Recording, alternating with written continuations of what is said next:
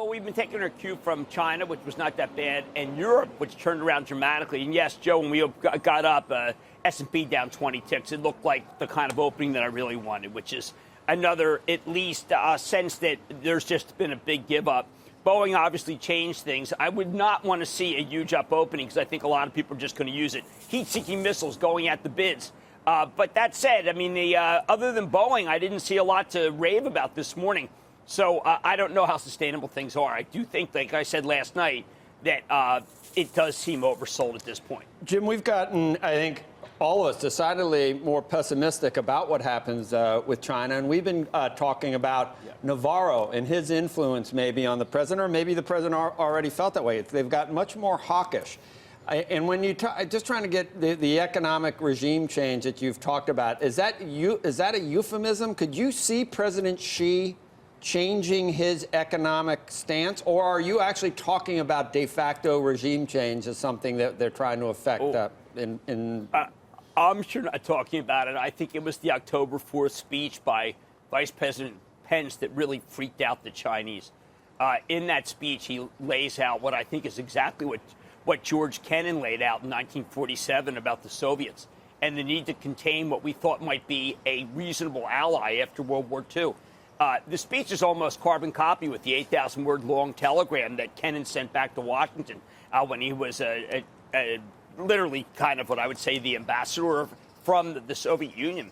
And it was a very frightening speech if you were the Chinese, because it basically just said, OK, we're now the Soviets, the United States, 1947, Cold War. And, of course, the United States wanted regime change back then, didn't get it until Reagan.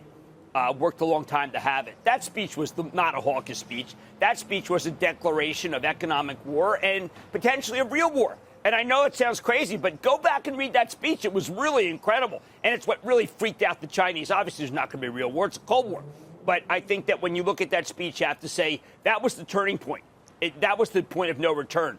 And it's not being acknowledged enough. It was the most important speech of the whole Trump administration. For Pence. And it wasn't given by the president. So, yeah, my view is, whether you call it economic regime change or regime change, I don't see how President Xi, and he has come in and sort of walked back some of the reforms. And there is criticism, even, I don't think you hear it a lot in China, but maybe, some of the reforms that we thought they were going to continue to move forward, that hasn't happened. I don't think it's that outlandish to say that maybe to get a change in economic, in the paradigm for the way they approach us economically, it might not happen with the Xi as president. Right. Well, it wasn't about economics. It was about civil rights. It was about the need to be able to protect the minorities.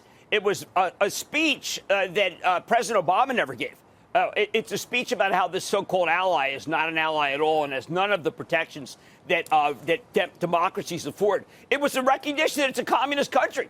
And when you recognize it's a communist country, you're not talking about trying to sell more Prel. It was a wake-up call. And I think that that's what's really been roiling the markets. But now we have enough companies like ST Micro last night saying that China's weak.